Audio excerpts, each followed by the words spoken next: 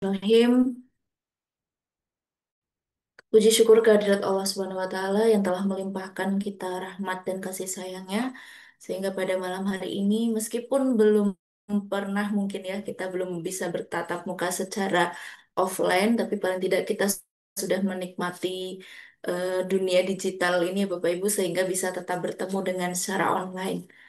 Baik Bapak Ibu, pada malam hari ini kita akan melaksanakan webinar kelas penulisan buku referensi untuk IJMA. eh saya di sini adalah Arina Hidayati yang akan berperan sebagai MC sekaligus moderator. Sebelumnya saya akan membacakan susunan acara untuk pada malam hari ini. Yang pertama yakni adalah pembukaan, yang kedua adalah pembacaan doa, yang ketiga adalah menyanyikan lagu Indonesia Raya, yang keempat adalah sambutan Ketua IJMA, yang kelima dan keenam adalah sesi untuk pemaparan materi. Baik Bapak Ibu, untuk mempersingkat waktu, mari kita buka acara pada malam hari ini dengan membaca doa. Untuk doa akan disampaikan oleh Bapak Fatur Rahman, kepada beliau dipersilakan.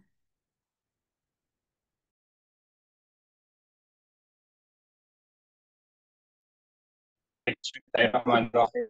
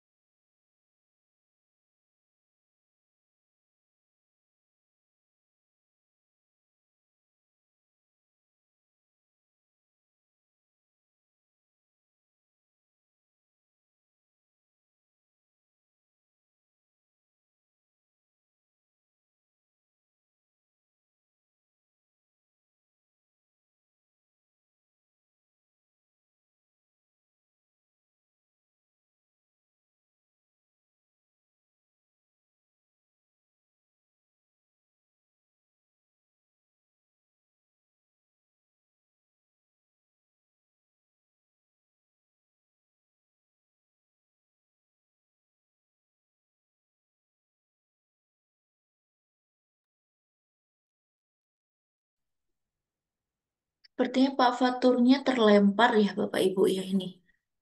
Apakah mungkin masih terdeteksi di sini? Hmm, sepertinya sinyal beliau apa namanya mungkin terkendala dengan sinyal ya Bapak Ibu. Mohon ditunggu Bapak Ibu.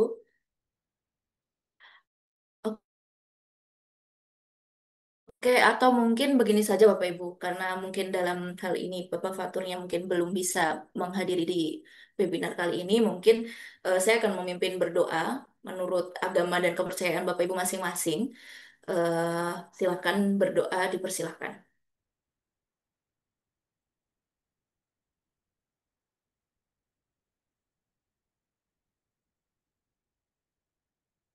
Berdoa selesai. Baik Bapak Ibu, memasuki acara selanjutnya adalah menyanyikan lagu Indonesia Raya.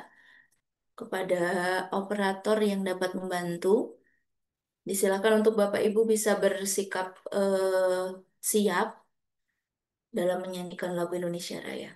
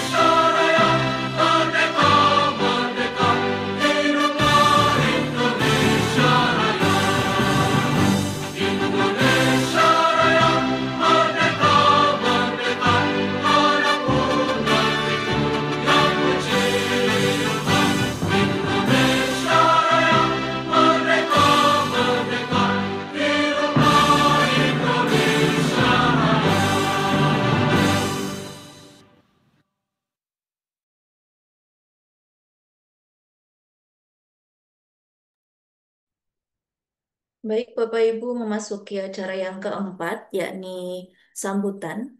Untuk sambutan akan disampaikan oleh Bapak Ketua IJMA, Bapak Raffles Ginting SEMAK, sekaligus membuka kegiatan kelas penulisan buku referensi kepada beliau. Dipersilakan.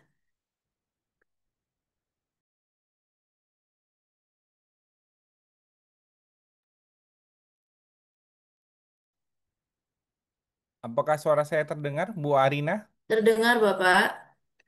Ya. Selamat malam Bapak Ibu yang terkasih, ya. Pertama-tama marilah kita panjatkan puji dan syukur kehadirat Tuhan Yang Maha Esa. Atas berkat dan rahmatnya kita bisa berkumpul pada malam hari ini, Minggu 25 Mei 2025 ya, untuk bersama-sama melaksanakan kelas penulisan buku referensi ya, yang anggotanya merupakan, yang pesertanya merupakan anggota Ikatan Cendekiawan Muda Akuntansi, di mana berdasarkan info dari panitia ada 50 peserta. Benar ya Pak Joko ya? 50 peserta, ada 10 buku referensi dikali 5 ya. Satu buku itu 5 penulis, berarti totalnya 50 peserta. Nah, terima kasih kepada Kepala Departemen Penulisan dan Penerbitan Buku, Ibu Elsa, yang sudah mengkoordinir ya dan menggerakkan anggota timnya untuk bisa terselenggaranya kegiatan kolaborasi penulisan buku. Terima kasih juga kepada Ketua Kolaborasi Penulisan Buku, Ibu Fadila ya, yang sudah mempersiapkan kegiatan ini ya, dan kepada Ketua Penulisan Buku ya, Ketua Kelas Penulisan Buku, Bapak Trijoko, yang sudah mempersiapkan kegiatan selama 5 hari ya, 5 minggu, 4 hari ya, Pak Joko ya, seperti itu ya. Jadi kalau dibilang kemarin di grup ya, kok kegiatan ISMA bolong ya? Berapa bulan? Nah, ini mulai aktif lagi ya di bulan Mei sampai nanti Desember. Ya Bapak Ibu ya, seperti yang kita ketahui bahwa 3 tahun ini ya, 3 tahun mulai dari 2022, 2023, 2024, dan 2025, ISMA konsisten dalam kelas penulisan buku. Jadi ini sudah program yang ketiga dan kita sudah menerbitkan juga 10 buku ya Bapak Ibu ya, 10 buku chapter book ya. Nah, kali ini kita buka kelas penulisan buku referensi dan nanti targetnya output 10 buku referensi yang akan diterbitkan oleh Mitra Kerjasama Ikatan Cendekiawan Muda. Harapannya dengan kelas penulisan buku referensi ini dapat membantu Bapak Ibu para anggota ISMA untuk dapat menghasilkan buku yang berkualitas ya. Karena ada juga Bapak Ibu yang belum pernah menulis sama sekali ya. Jadi bingung ya gimana cara penulisan yang benar ya.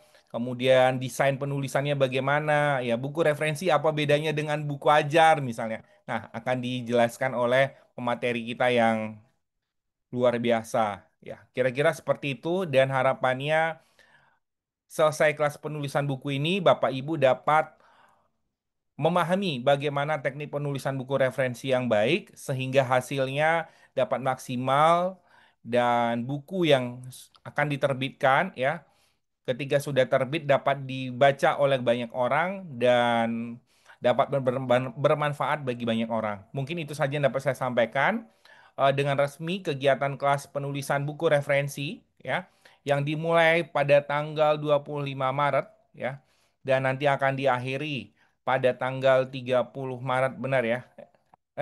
Dimulai pada 25 Mei ya. Nanti diakhiri pada tanggal 30 Mei ya. Jadi kelas penulisan buku pada malam hari ini resmi dibuka ya. Saya kembalikan kepada Ibu Arina selaku MC. Baik, terima kasih Bapak Raffles. Selanjutnya Bapak Ibu, kita memasuki pada acara yang sudah kita tunggu ya Bapak Ibu, yakni acara yang mm, terkait dengan pemaparan template dan desain yang akan disampaikan oleh Bapak Raffles. Untuk Bapak Raffles, silakan Bapak. Untuk materi mungkin bisa dibantu dari panitia atau mungkin dari saya. Izin Bu Arina, sedikit ada pengarahan ya, sedikit aja untuk kelas kan, Oh, untuk oh iya, mohon maaf. oke, sedikit aja sebenarnya. Oke, mohon maaf, kena sebentar. Eh, Perkenalkan, nama saya Fadila Purwitasari. Saya adalah ditunjuk sebagai Ketua Program Kolaborasi Penulisan gitu. Nah, untuk program penulisan ini adalah satu satu langkah awal dari program dari langkah panjang dari program kolaborasi penulisan ini sebenarnya kayak gitu. Jadi eh, saya sebenarnya mau mengucapkan selamat kepada para bapak dan ibu yang terpilih menjadi anggota penulis kayak gitu. Kami menghargai jadi dari segi kualifikasi, segi mungkin pengetahuan dari segi kualifikasi dan paling penting sebenarnya kami menghargai bahwa bapak ibu kami harap dapat berkomitmen dalam program ini karena program ini tidak pendek gitu. Jadi bukan hanya 1-2 hari, tapi kita akan berjalan untuk program kolaborasi ini selama 2 bulan gitu. Kemudian saya dan Pak Raffles dan Bu Yuliana yang lainnya kayak gitu sempat apa namanya berdiskusi ketika terjadi pemilihan anggota itu kami memilih yang komitmen. Kenapa? Karena kami berkaca pada pengalaman kami dalam penulisan buku chapter book di mana banyak anggota itu yang merotoli lah bahasa Jawanya. Jadi banyak yang hilang di tengah jalan gitu.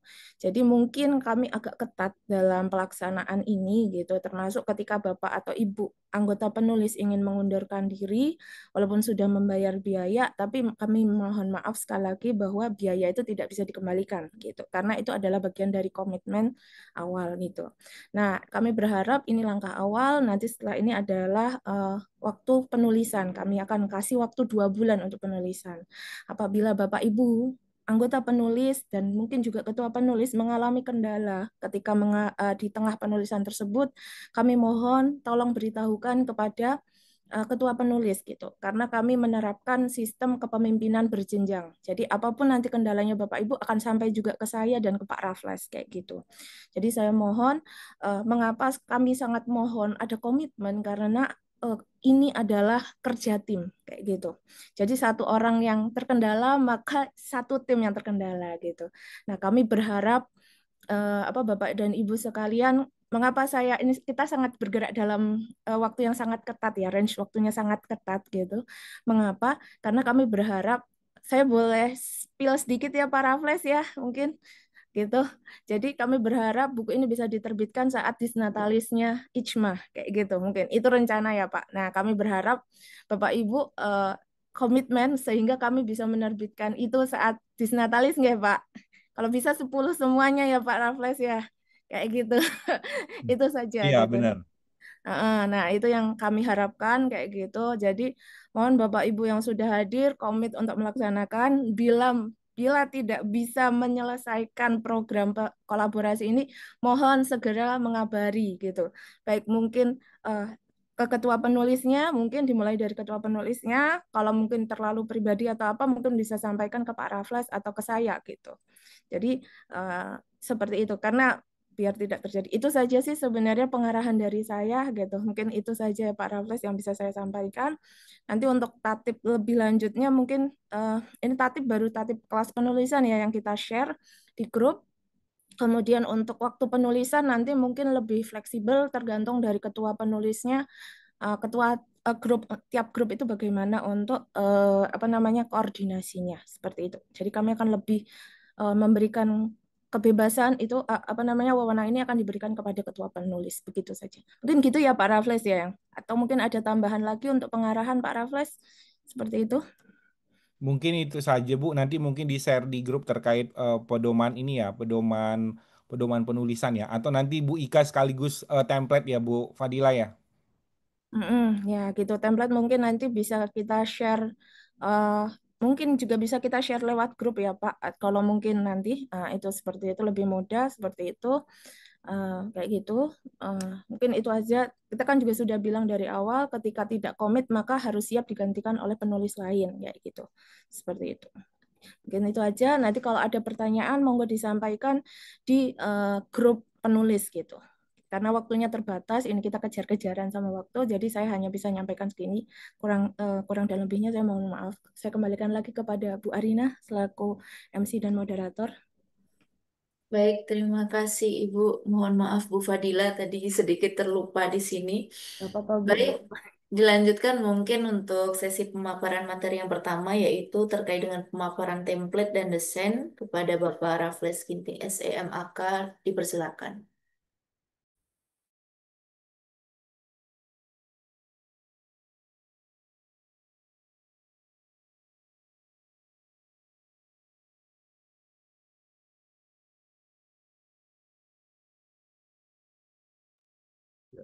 Pak Raffles perlu bantuan operator mungkin? Nggak usah Pak, saya langsung share screen aja. Oh, siap. Oke, ya. Selamat malam Bapak Ibu semua. Sebelumnya saya sedikit merevisi ya. Desain dan template itu nanti dijelaskan oleh Bu Ika ya, beserta panduan penulisan. Saya yang akan menjelaskan berkaitan dengan strategi pemilihan penerbit ya Bapak Ibu ya. Sebentar.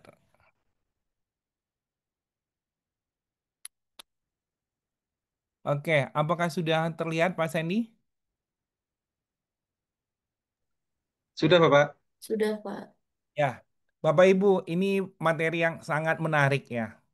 Strategi pemilihan penerbit buku ya. Kalau kita kolaborasi misalnya ini programnya ISMA ya. Bapak Ibu nggak usah memikirkan lagi penerbitnya siapa ya. Karena sudah disiapkan oleh tim.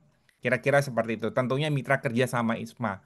Nah, hari ini saya akan berbagi materi, sharing ya. Bagaimana strategi pemilihan penerbit buku ya dari buku yang kita tulis ya, baik itu buku ajar, buku referensi, buku monograf, buku populer ya, buku chapter book atau buku yang lainnya. Nah, tujuan penerbitan buku yang pertama menyebarluaskan ilmu, pengetahuan dan informasi tentunya ya, mendukung proses pendidikan dan pembelajaran, meningkatkan literasi dan minat baca, kontribusi terhadap pengembangan ilmu atau bidang keahlian tertentu. Mendukung pengembangan karir akademik dan profesional, menjawab kebutuhan dan tantangan sosial, menjadi warisan intelektual dan kultural. Ya Bapak Ibu ya, ketika kita sebagai seorang dosen, kenapa kita mau nulis buku kira-kira? Pak Sandy, kira-kira kalau Bapak nulis buku itu apa? Kalau Bapak jadi dosen ya, selain misalnya, oh minat pengen nulis nih tiap bulan harus ada dua, nggak mungkin kan? Bener nggak? Kira-kira apa? Ingin sharing knowledge aja sih, Pak. Oke, Jadi, sharing knowledge. Oke, Bu ya. Eni, halo Bu Eni, selamat malam. Nah, Bu Eni kira-kira apa Bu? Kalau Ibu misalnya mau mengejar nih jadi profesor, kira-kira apa tujuan Ibu nulis buku? Supaya apa Bu kira-kira? Untuk poin Pak, mengajar kum Pak. Nah, iya benar. Untuk poin kenaikan Jafung, apalagi yang kampusnya sudah BLU ya, udah ada remunerasi, apalagi PTNBH. Ngejar poin ya, ngejar poin untuk dikalikan nanti dapat remunerasi. Ya, biasanya seperti itu. Saya harus ada buku nih bulan ini, satu bulan satu, satu bulan satu. Misalnya seperti itu. Jadi kita sebagai seorang dosen, tujuan kita menulis buku dan menerbitkan buku pasti berbeda-beda. Mungkin ada yang kayak kata Pak Sandy tadi, memang hobi ya, atau memang supaya lebih terlihat profesional, lebih terkenal misalnya, seperti itu. Ada juga yang sudahlah sebatas nulis aja misalnya. Sebatas nulis, sebatas terbit, buat poin. Ya, kira-kira seperti itu. Ya, tujuan menulis buku itu berbagai macam ya Bapak Ibu ya. Nah, kemudian, nah, kategori penerbit ya. Penerbit itu ada penerbit mayor, penerbit independen, penerbit akademik, penerbit pemerintah, penerbit self-publishing. Nah, sekarang saya tanya ya. Saya tanya Bu Arina misalnya. Bu Arina, Bu Arina sebelumnya udah tahu belum kategori-kategori penerbit? Belum, Bapak.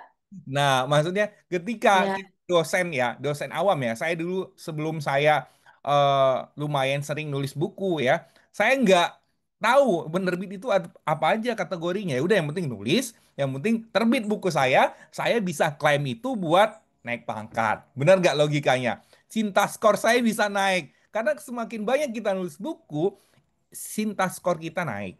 Sinta skor ya, bukan Sinta skor Trier. Sinta skornya naik kalau kita semakin banyak nulis buku. Kira-kira seperti itu.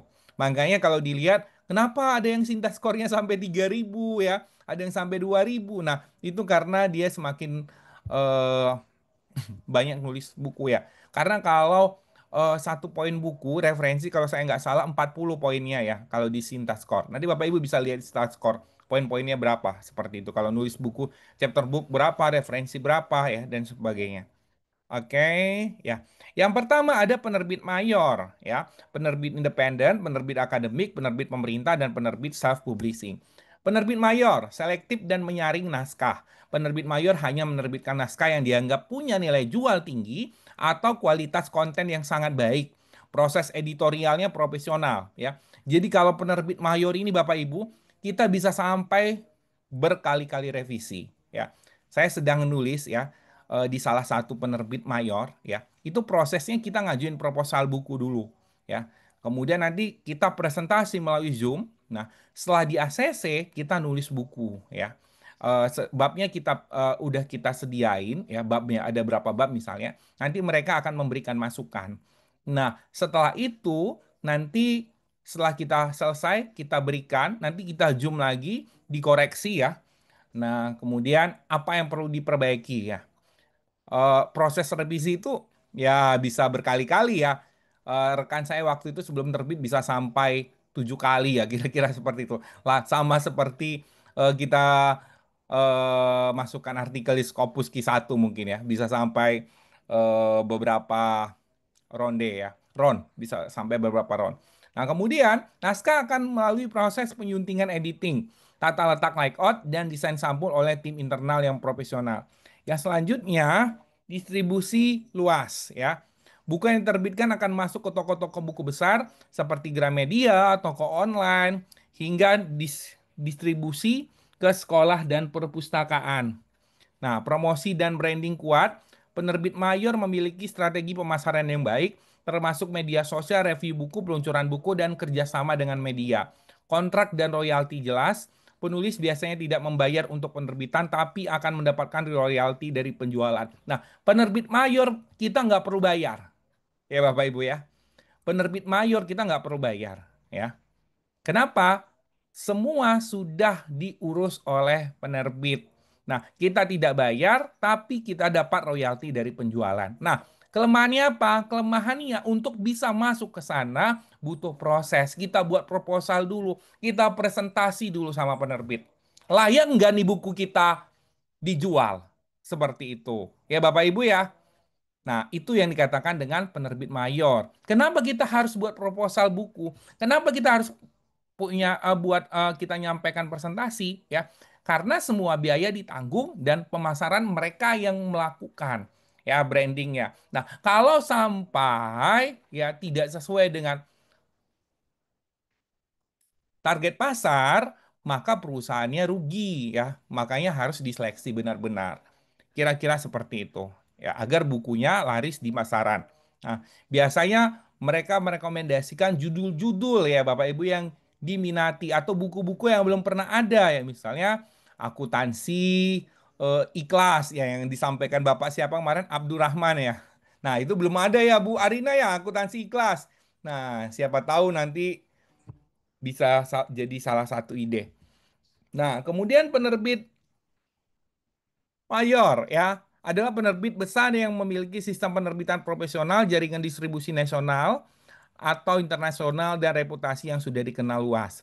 Mereka biasanya menerbit buku dalam jumlah besar dan sangat selektif dalam menerima naskah. Karena selektif, tidak semua naskah diterima oleh penerbit mayor. Oleh karena itu, penulis sering diminta mengirimkan proposal naskah terlebih dahulu, bukan langsung naskah lengkap. Seperti itu ya Bapak Ibu ya. Ada yang tahu contoh penerbit mayor apa? Silahkan. Ini kalau saya pematerinya pasti ditanya-tanya kata Bu ini. Kata Bu Yuliana ya, Bu Yuliana ya. Oke, Bu Khadijah, halo selamat malam. Ibu tahu nggak Bu, kira-kira apa Bu penerbit mayor? Contohnya Bu. Salemba, tahu. Salemba mungkin, Pak. Salemba 4, Gramedia Salemba. ya. Nah terus apa lagi? Banyak ya. Saya nggak tahu YKPN itu termasuk termasuk ini enggak ya. Pokoknya intinya kalau penerbit mayor itu biasanya tidak bayar ya Bapak Ibu ya. Nah, kalau Salemba itu nggak bayar sama sekali seperti itu ya. Jadi yang menang, tapi proses sampai ke sana itu ya lumayan ya. Ada Budian nggak di sini nih? Budian nih salah satu partner nulis di Salemba nih, lagi proses. Oke ya. Selanjutnya, nah penerbit independen ya. Penerbit skala kecil hingga menengah yang lebih fleksibel dan sering fokus pada genre tertentu atau komunitas terbatas. Karakteristiknya terbuka untuk penulis baru dan tema yang unik. Proses editorial tetap ada meskipun mungkin tidak seformal penerbit mayor. Nah, ya kira-kira yang kita mau terbitkan ini ya masuk ke dalam penerbit independen ya. Kira-kira seperti itu.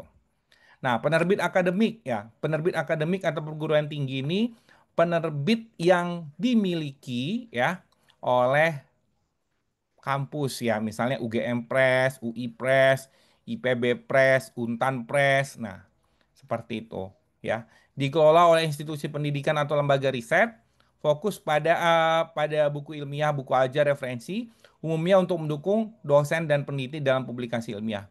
Kalau ISMA punya penerbit, ini bisa masuk ke dalam penerbit akademik karena ISMA merupakan organisasi profesional di bidang riset. Kira-kira seperti itu ya Bapak Ibu ya. Nah, oke. Ini ada yang ketinggalan nih. Penerbit pemerintah ya.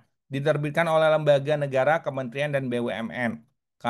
Karakteristik tujuan non komersial biasanya untuk edukasi, dokumentasi atau informasi publik. Contoh Kemendikbudristek, BPK, BPS, LIPI Press. Nah, cocok untuk buku pelajaran, buku data statistik, kebijakan publik, hasil penelitian negara dan sebagainya. Nah, yang terakhir penerbit self publishing ya. Penulis menerbitkan bukunya sendiri biasanya melalui platform online atau jasa penerbitan mandiri. Karakteristik penulis membayar sendiri untuk proses editing, layout, ISBN, mengurus sendiri pokoknya semuanya Bapak Ibu ya. Contohnya nulis buku, Bitrate, Publish, Book Corner, dan sebagainya. Cocok untuk penulis independen, buku personal, atau buku dengan target komunitas tertentu. Nah, sekarang masuk ke dalam strateginya. Identifikasi tujuan. Apa tujuan Bapak Ibu dalam menulis buku? Ya, apakah tujuannya akademik? Ya, tujuan akademik itu untuk naik jabatan, untuk eh, remunerasi. Nah, itu tujuan akademik ya kira-kira. Nah, atau tujuan komersil, ya menjangkau pasar umum atau pembaca luas. Jadi ada dua tujuan dari penerbitan buku, ya, penulisan buku ya. Tujuan akademik berarti untuk jenjang karir kita. Kalau tujuan komersial berarti untuk menjangkau pasar ya, menjangkau pasar ya. Kalau untuk tujuan akademik berarti kita harus memikirkan berkaitan dengan karir kita. Seperti itu ya Bapak Ibu ya. Berkaitan dengan karir kita dan kita harus sesuaikan juga penerbitnya. Ya. Seperti itu. Nah, kalau tujuannya komersil, berarti kita harus memikirkan apa yang diminati oleh masyarakat, apa yang diminati oleh kaum milenial sekarang, ya. Tapi kalau tujuan akademik, kita nggak perlu melihat apa yang diminati oleh masyarakat, kita hanya melihat sesuaikan buku yang kita tulis dengan konsentrasi kita supaya kita cepat naik profesor. Gitu kira-kira, benar nggak? Iya kan? Nah itu kalau tujuan akademik. Tapi kalau tujuan komersial, kita cari tahu apa yang diminatin oleh masyarakat. Apa yang diminati oleh generasi milenial. Kenapa? Ya supaya buku yang kita tulis dibaca orang, dibeli orang, sehingga mendapatkan keuntungan yang banyak. Ya kira-kira seperti itu ya, atau ya kita nulis buku ajar ya itu bisa jadi komersial juga ya, dibeli banyak orang ya. Ini mata kuliah baru misalnya, mata kuliahnya analisa big data, belum ada bukunya misalnya kayak gitu, kita tulis, oh ternyata semua kampus yang ada mata kuliah itu beli buku kita. Kenapa? Hanya buku kita yang membahas analisa big data dalam akuntansi. Nah, itu bisa juga kombinasi ya, Bapak Ibu ya, antara tujuan akademik dengan komersial. Secara akademik kita dapat poin ya, secara komersial kita juga menambah income ya, kira-kira gitu. Nah, selanjutnya pilih jenis penerbit sesuai dengan kebutuhan. Penerbit mayor biasanya selektif ya, proses panjang tapi distribusi dan kredibilitas tinggi. Bapak Ibu nggak usah promosi lagi di Facebook, di mana? Di Instagram, di grup-grup WA Isma, nggak usah promosi lagi bukunya, ya. Orang langsung beli tuh di Gramet, ya tiba-tiba udah, wah kamu udah ada aja buku saya, kan tiba-tiba seperti itu, tanpa kita harus promosi. Yang kedua, penerbit independen, ya, cocok untuk karya tematik atau niche market. Penerbit kampus, ya, untuk buku ajar dan sebagainya. Self publishing, nah ini kelemahannya kontrol di tangan penulis, tapi perlu upaya lebih dalam editing, desain, dan promosi. Oke, nah strategi selanjutnya cek reputasi dan legalitas penerbit. Terdaftar di Perpusnas, memiliki ISBN aktif dan bukan penerbit abal-abal. Ini tolong dipastikan ya Bapak Ibu ya. Jangan sampai sudah bayar, sudah kasih naskah, ternyata bukunya nggak terbit. Ya Bapak Ibu ya. Ini perlu diperhatikan. Kemudian cari ulasan atau testimoni dari penulis lain. Yang terakhir, periksa apakah penerbit memiliki editor profesional dan proses editorial yang jelas. Saya boleh sharing pengalamannya, Bu ya. Jadi saya menulis pertama kali itu tahun 2019. Ya, buku pertama yang saya tulis adalah buku pendidikan anti korupsi. Ya, penulisnya saya, teman saya dari Untan juga ya, dosen hukum, dan teman saya dari sosiologi, ya, FKIP Sosiologi Untan. Nah, kenapa penulisnya dari 3 jurusan? Karena buku saya itu pendidikan anti korupsi dilihat dari segi akuntansinya, fraudnya, kemudian dari segi hukumnya, ya, dan dari segi sosiologi, ya, dan dari segi sosiologi, ya. Kira-kira seperti itu. Jadi harus ada 3 keilmuan ya. Jadi saya bantu buat babnya dan sebagainya. Nah, disitulah saya pertama kali menulis dan saya direkomendasikan oleh rekan saya ya, dosen sosiologi, eh, untuk menerbitkan buku kami ini di salah satu penerbit seperti itu ya. Kemudian ya karena dia sudah pernah, kalau FKIP kan rajin menerbitkan buku, sudah menerbitkan di sana dan lumayan. Intinya seperti itu ya. Lumayan dalam arti pelayanannya bagus ya. Kemudian kita tinggal terima beres ya. Dalam arti terima beres, eh, editing layoutnya, ya covernya, ya kalau naskahnya tetap kita yang buat ya Bapak Ibu ya. Ini ya kayak gitu. Nah, kita tinggal siapkan plagiatnya, apa namanya, similarity-nya kita turunkan maksimal 20%. Pokoknya udah aman semua dan harganya juga terjangkau. Kalau saya nggak salah waktu itu sama Haki 1 juta ya. Udah sama Haki 1 juta. Karena tebel banget ya, 160 halaman kalau nggak salah. Seperti itu. Nah, dari sana ya, saya terus menerbitkan buku ke penerbit yang sama. Seperti itu ya.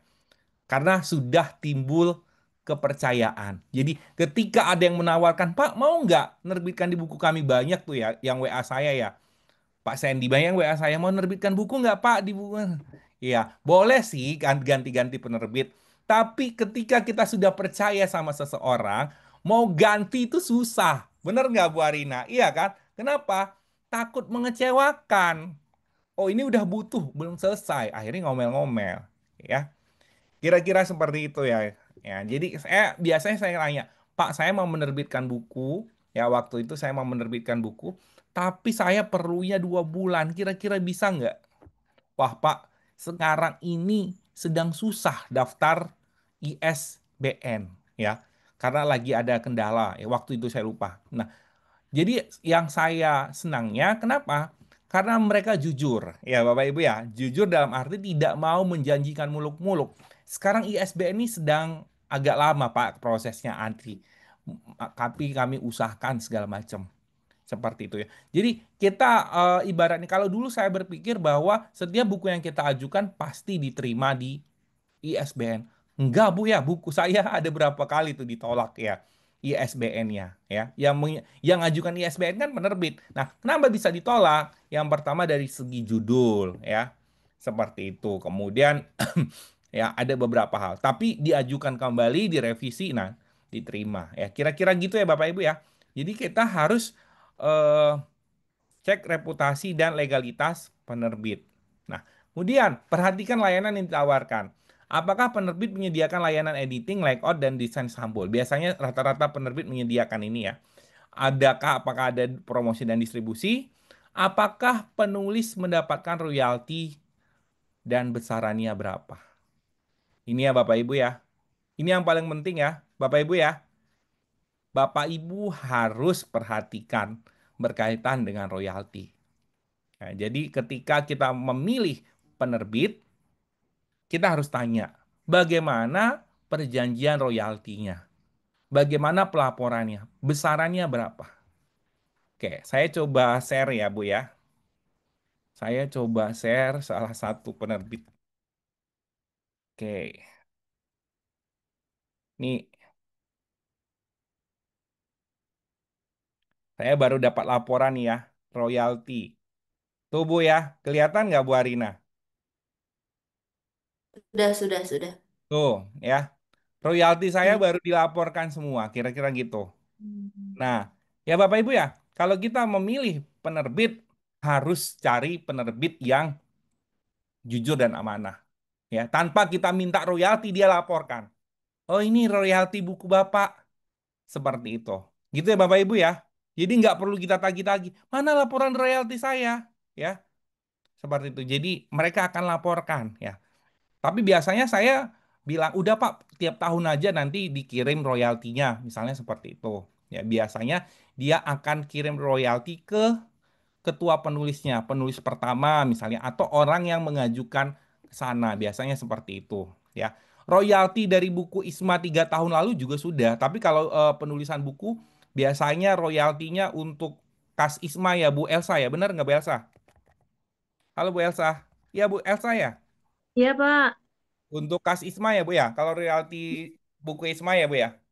Iya. Oke ya. Jadi kira-kira gitu ya Bapak Ibu ya. Kalau kita menulis buku harus pinter-pinter dalam memilih penerbit ya. Salah satu yang saya bilang tadi ya. Ditanya dulu royaltinya berapa persen ya. Jangan sampai Bu Khadijah nulis bukunya laris ya. Royaltinya nggak ada. Gitu ya Bu ya. Seperti itu kira-kira. Bentar ya Bu ya. Saya kasih contoh laporan royalti dulu. Nah, tuh. Bentar. Oke. Ini saya nggak ini ya Bu ya, bukan bukan flexing ya, bukan sombong ya. Saya kasih contoh ya supaya Bapak Ibu penerbit manapun sih nggak masalah ya Bapak Ibu ya.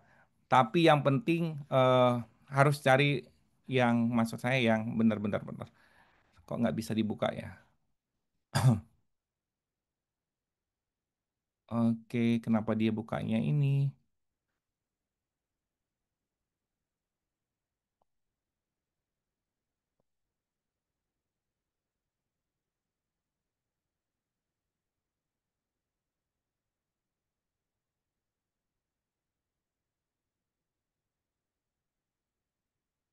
Bener ya Bu, saya coba.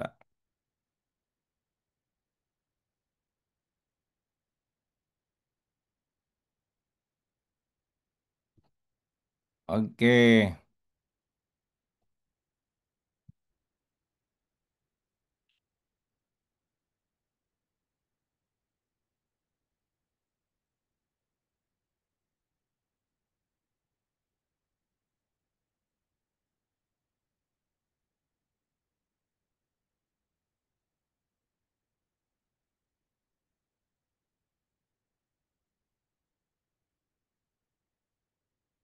sudah terlihat Bu Arina?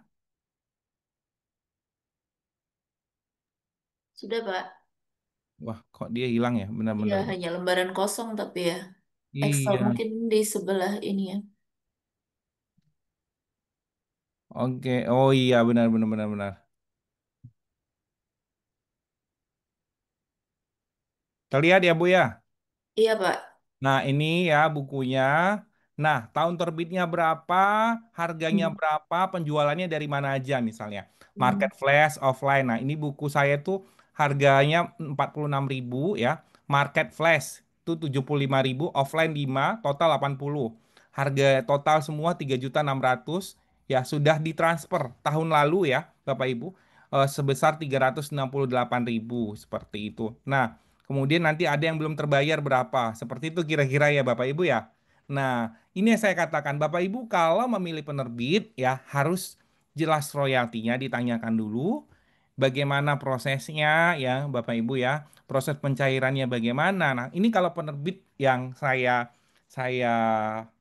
biasanya itu memang dia sampaikan, Bapak mau bagaimana mekanismenya per 6 bulan? Saya bilang per tahun nggak apa-apa, saya bilang kayak gitu ya. Jadi repot juga masa royalti 20.000 dikirim-kirim, benar nggak Bu Arina? Iya kan?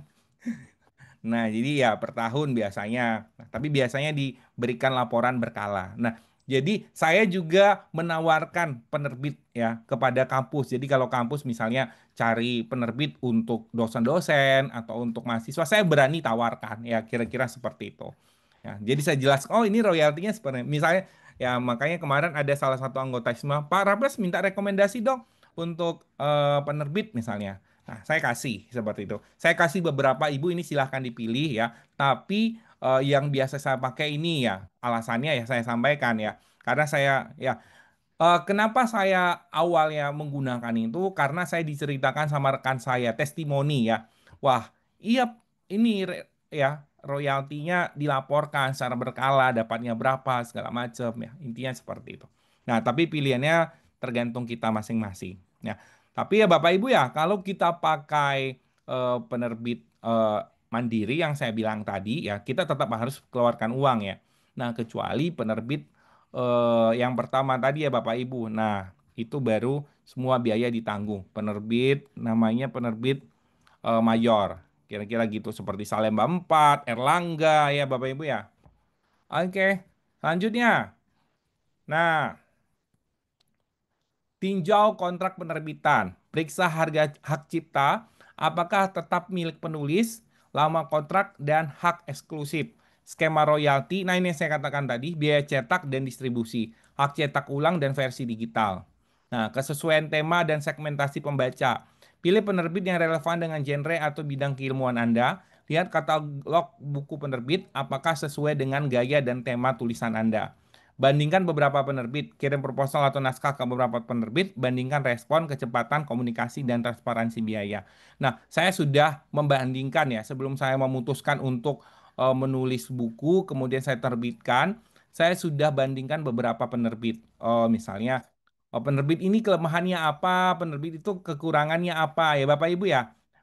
Jadi, memang perlu kita membuat tabulasi ya. Oh, kalau ini harganya ada ya salah satu penerbit. Nah, itu ketika kita menulis buku, kita difasilitasi dengan mereka akan mengadakan apa namanya Bu Arina? Kalau misalnya ini buku itu kalau film kan apa namanya? Misalnya film nih tayang perdana misalnya diundang semua pemainnya. Nah, ini Gala juga Premier kalau film. Kalau buku juga seperti itu. Misalnya Kalau Bu Khadijah nulis buku nih, akuntansi budaya. Nah, Bu Khadijah itu dipromosikan di dalam salah satu event di hotel misalnya.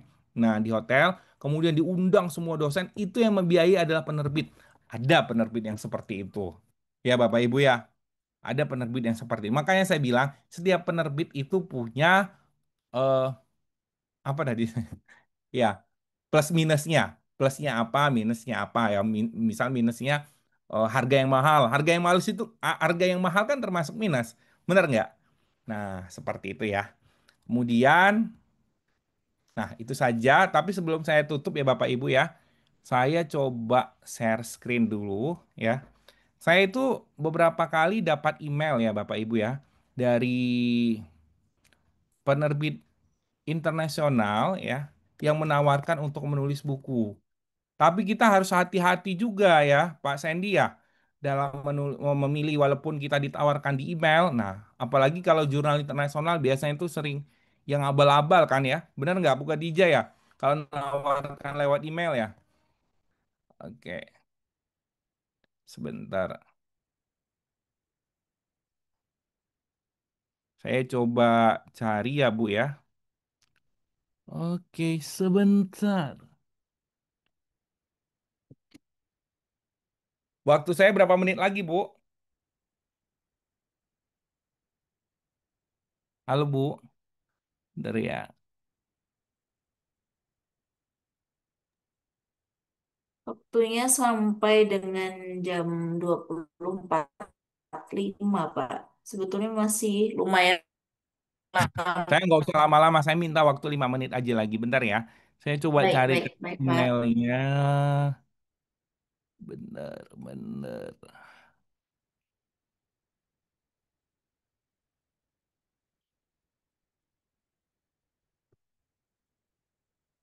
Ini kayak emailnya udah lama, jadi saya harus bentar.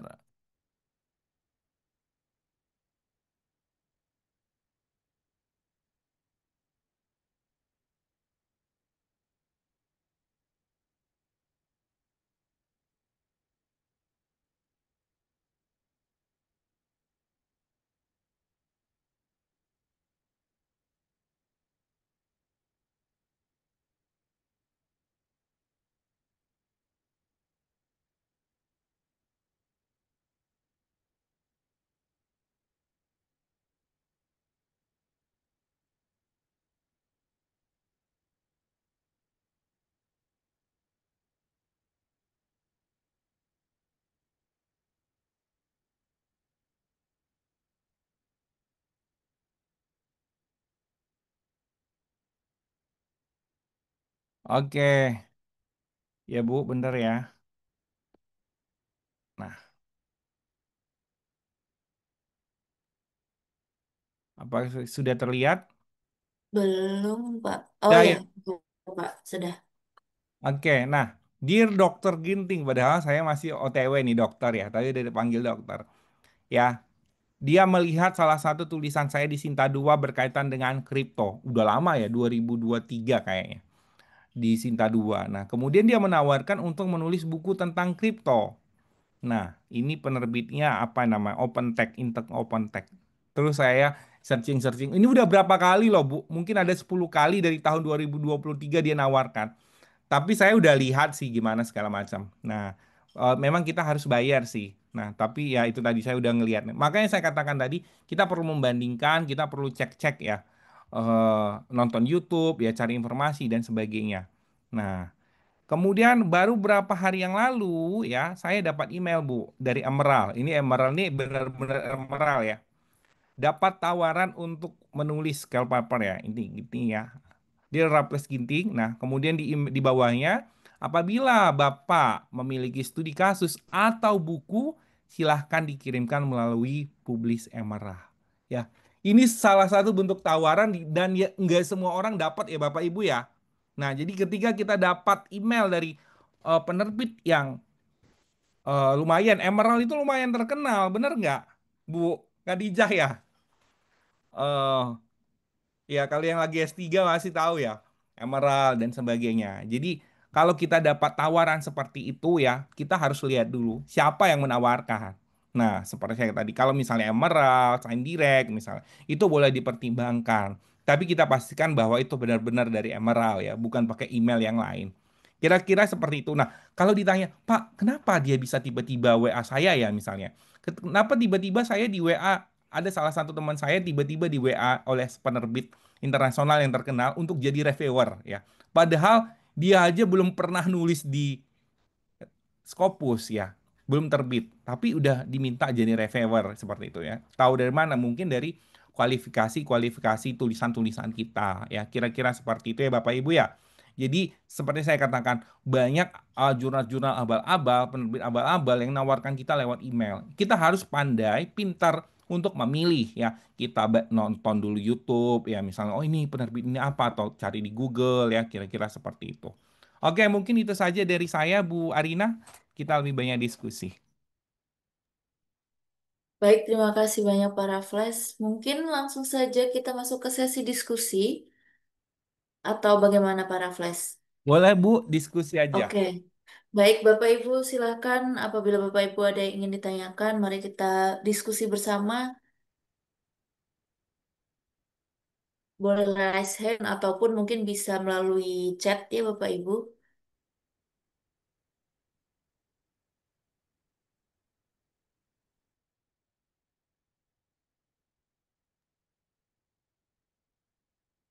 Atau mungkin apa yang tadi disampaikan para Flash sudah sangat jelas sepertinya ya.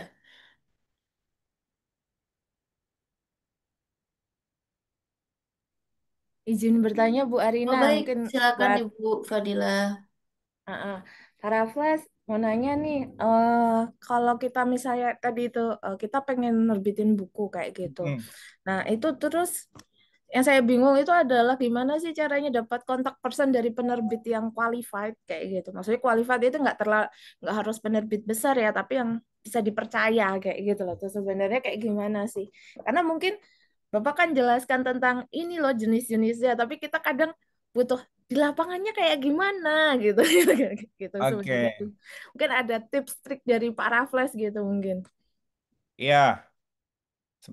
Ya gini ya Bu ya. Yang pertama seperti saya katakan tadi ya Bu Arina ya, dari testimoni. Nah, seperti itu ya.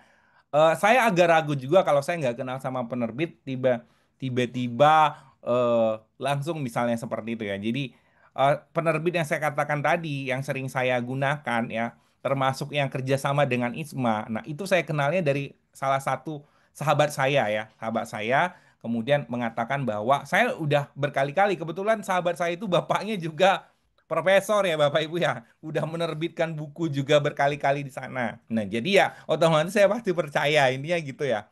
Nah, kemudian satu kali, dua kali, tiga kali, empat kali semua ya beres ya. Bahkan ada 10 penulis saya minta tolong kirimkan semua Pak. Nanti kami tinggal terima beres ya. Dan penerbit yang saya katakan tadi Bu ya, kita nggak perlu intinya gini. Saya mau Pak ini berapa uangnya? Udah nanti aja belakangan. Jadi intinya bukunya sudah sampai, buku udah siap mau dikirim, kita baru kirim uangnya. Seperti itu. Jadi bukunya udah dicetak nih Bu ya, Bu Arina ya. Bukunya udah dicetak, tinggal dikirim. Di situ baru dia kasih nota, kita transfer. Kira-kira seperti itu. Intinya gitu ya. Jadi sebelum terbit itu dia cek dulu. Ini udah benar belum Pak? Ini udah benar belum Pak? Seperti itu. Jadi mungkin ya, ini nanti saya kerjasama juga dengan eh, bagian humas ya atau nanti bagian apa namanya dengan Pak Widi mungkin nanti atau dengan sekretaris ya untuk memetakan penerbit-penerbit yang qualified ya. Jadi nanti bisa membantu anggota ISMA kalau mau menerbitkan buku kemana-mana ya. Oh, ke sini kelebihannya apa, kelemahannya apa. Kira-kira seperti itu ya Bu Fadila ya. Nanti saya bantu rekomendasi deh. Kalau misalnya Bapak Ibu anggota ISMA mau menerbitkan buku, saya kasih pilih. Sebenarnya sudah ada ya. Bapak Ibu yang butuh, misalnya kayak kemarin Bu siapa saya lupa. Bu Danila ya, Bu Danira. Nah, ada WA saya kemarin, Pak minta rekomendasi penerbit buku ya, beserta harga-harganya. Saya kasih beberapa, monggo Bu, silahkan pilih. Nah, Ibu silahkan hubungi penerbitnya langsung. Saya katakan seperti itu. Kira-kira seperti itu ya Bu Fadila ya? Ya Pak, makasih infonya. Nanti mungkin saya hubungi Pak Raffles buat Boleh. dengar referensi. Iya, jadi sebenarnya saya kalau tanya, Pak, mana setiap pasti punya plus minus. Saya akan bilang, oh Bu, kalau penerbit ini eh, kadang nggak bisa masuk Google Scholar ya, agak susah. Jadi ya biasanya cuma sampai apa namanya Bu, ini ya Google Book atau apa saya lupa gitu. Nah, ada ya, ada kelemahan, ada kelebihan. Nah, jadi ya kita nggak bisa mau semua nggak bisa ya. Karena di dunia ini logikanya nggak ada manusia yang sempurna juga kan. Ya Iya. begitu. Begitu juga penerbit nggak ada yang sempurna ya. Kita kita aja jadi dosen ya pasti ada apa ya? Ada sisi jeleknya di mata mahasiswa ya. Intinya gitu. Begitu juga. Intinya gitu ya Bu Fadila ya. Pasti ada plus dan pasti ada minusnya. Gitu ya Bu ya. Iya. Oke. Oke, makasih banyak Pak Raffles. Sama-sama. Baik, terima kasih Pak Raffles atas jawabannya. Terima kasih Bu Fadila atas pertanyaannya. Bapak Ibu yang lain dipersilakan. Tadi sepertinya ada yang raise hand. Apakah itu mungkin salah kepencet atau bagaimana mungkin? Izin bertanya Ibu Arina. Boleh, silakan Ibu. Baik, terima kasih Bapak Raffles, selamat malam. Mau bertanya Bapak, ada dua Ya pertanyaan. gimana Bu? Yang pertama itu Pak, ketika kita misalkan kita mengkontak penerbit begitu ya Pak ya, apakah ada persyaratan-persyaratan khusus gitu Pak yang biasanya harus kita penuhi Pak dari mereka gitu Pak ya, yang biasanya secara umum apa ya itu seperti menjadi requirement yang diharuskan begitu Pak oleh penerbit Jadi di dalam tulisan kita kah atau mungkin persyaratan-persyaratan lain yang memang harus kita penuhi. Itu yang pertama. Nah, kemudian lagi yang kedua, Pak, tadi kan Bapak menyampaikan kalau kita juga ada penerbit yang kita juga harus berbayar begitu ya, Pak ya. Hmm. Bisa di-spill nggak, Pak? Berapa sih, Pak, gambaran maksudnya besar biaya yang harus kita bayarkan begitu, Pak, untuk penerbit yang berbayar. Seperti itu, Pak Raffles. Terima kasih, Oke. Bapak, Ibu Rina, terima kasih. Ya, Bu, saya langsung jawab ya Bu Arina ya. Bu, Silakan Pak. izin Bu, persyaratan ini tadi untuk penerbit yang berbayar atau yang gratis Bu? Dua-duanya aja, Pak. Nih, Oke, kalau yang untuk gratis, gambaran. ya biasanya kita ajukan proposal dulu, Bu. Ibu ajukan proposal dulu, kemudian nanti Ibu presentasikan di Zoom. Ya, buku apa. Kalau misalnya nggak sesuai, berarti Ibu ditolak ya. Gitu, ditolak, Ibu coba lagi, ajukan lagi, presentasi lagi. Kira-kira gitu ya, Bu, dari pengalaman saya, Bu ya. Nah, sekalau yang berbayar ya biasanya persyaratannya nggak muluk-muluk. Persyaratan Turnitinnya 20%, halamannya seperti itu dan formatnya semua nanti dari dia. Kira-kira seperti itu Bu ya. Baik, Pak. Seperti itu. Cuman yang itu yang saya katakan tadi Bu ya, ada penerbit yang kita tuh harus buat daftar isinya, kemudian kita intinya mereka tetap editing layout ya. Tapi ada juga penerbit yang kita harus apa ya, harus buat daftar isinya. Intinya kita harus buat apa lagi namanya? Buat eh apa namanya? Itu loh. Aduh, lupa saya. Ini ya gitu ya. Jadi ada juga ya penerbit yang kita cuma kasih isinya, nanti daftar isinya, daftar labelnya semua mereka yang siapkan ada seperti itu. Kita tinggal terima beres. Tapi naskahnya tetap dari kita gitu. Jadi paling persyaratannya itu ya plagiat tadi ya Bu ya, Turnitin, kemudian eh kalau untuk ngurus haki itu biasanya KTP ya gitu. Sama ada yang harus kita tanda tangani Bu ya. Ada berkas yang harus kita tanda tangani di atas materai. Kira-kira seperti itu, Bu. Bu ini ya, Bu Eni ya.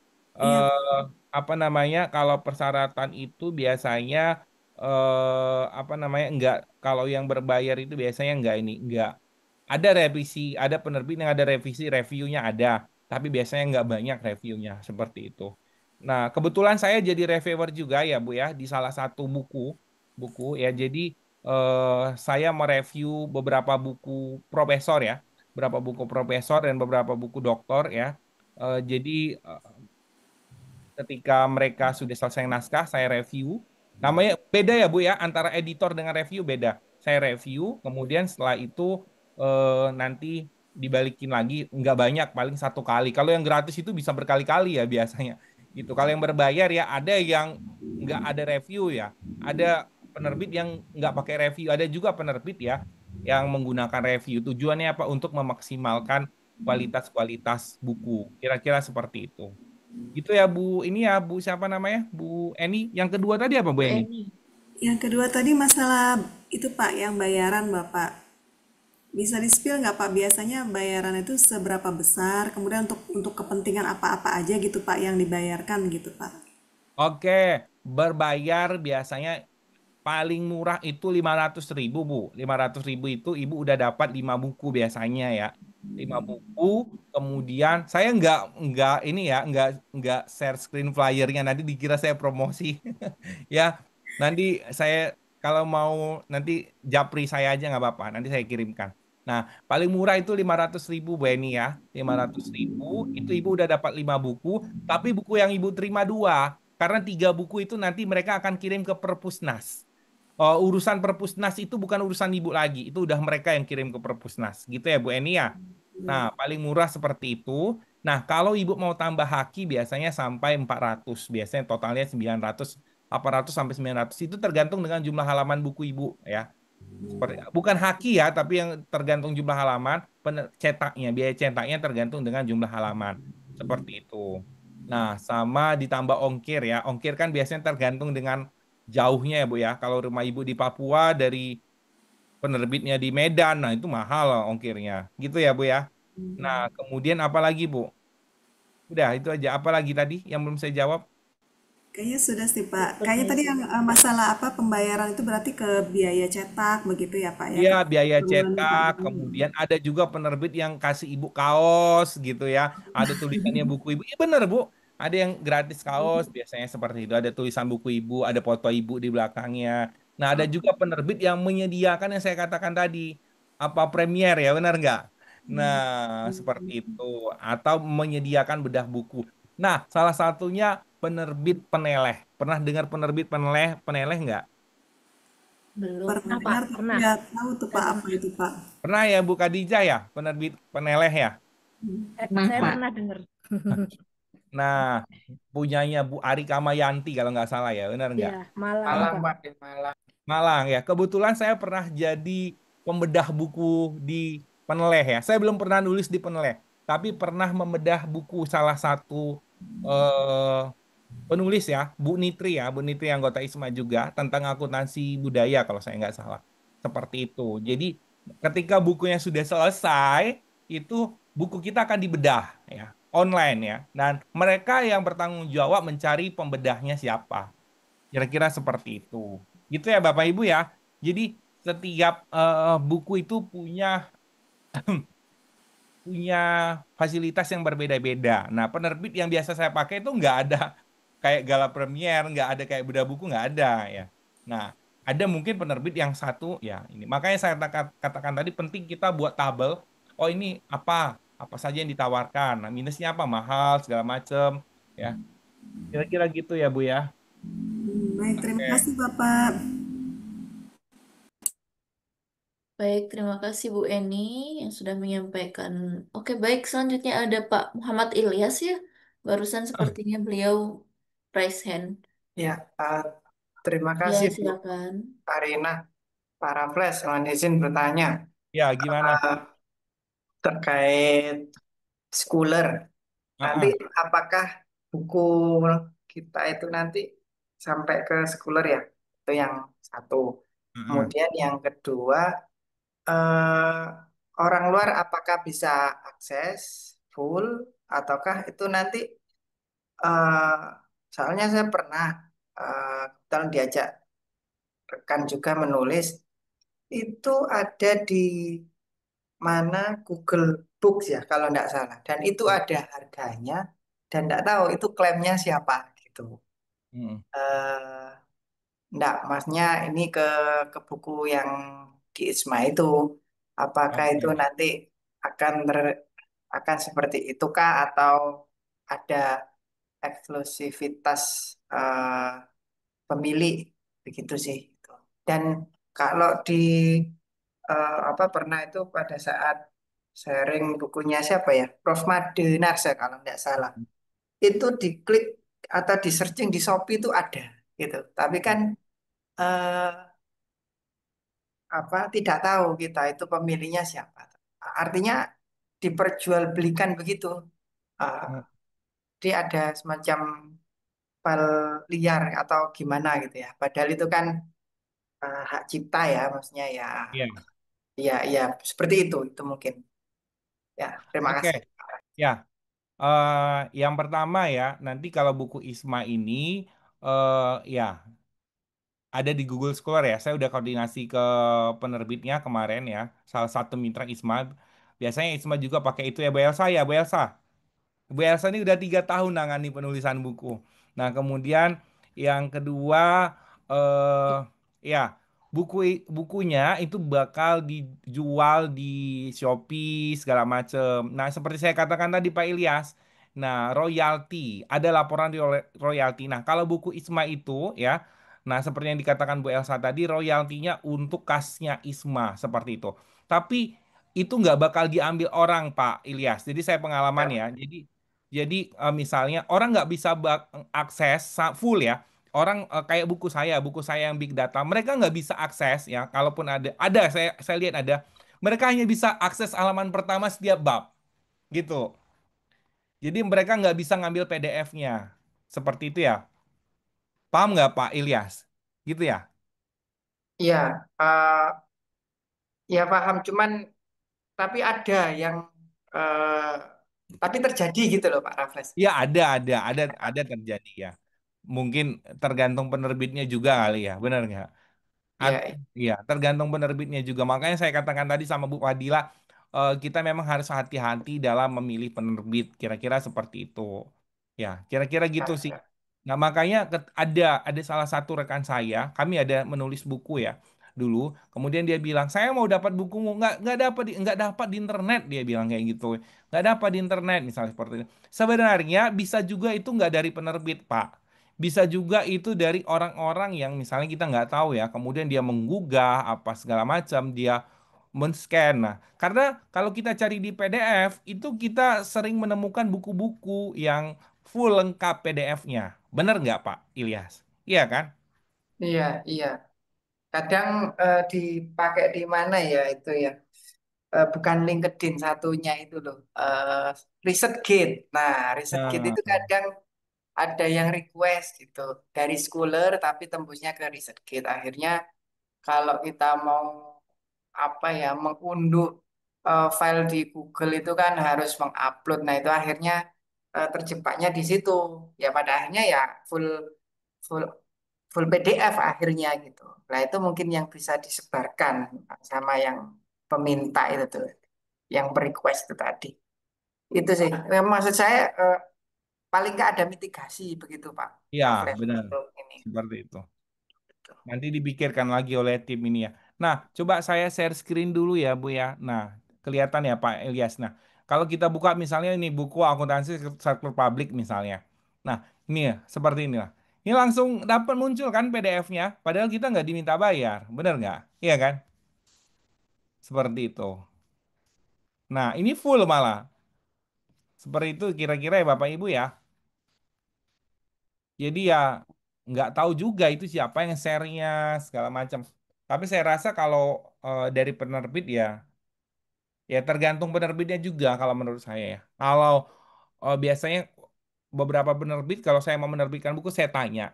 Nah, mereka sampai enggak Pak, hanya halaman pertama aja biasanya seperti itu. Gitu. Saya coba share salah satu buku ya. Saya pernah nerbitkan di Widina, benar ya. Kemudian pas saya lihat di situ ya memang yang di share itu hanya bentar. Saya nerbitkan buku teori akuntansi kayaknya di Widina. Bentar saya coba cari dulu ya, sebentar, 5 menit kali. Widina.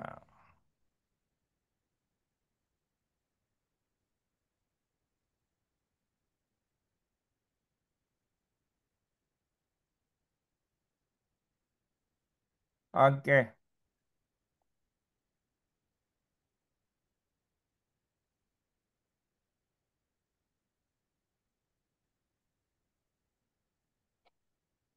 bentar ya.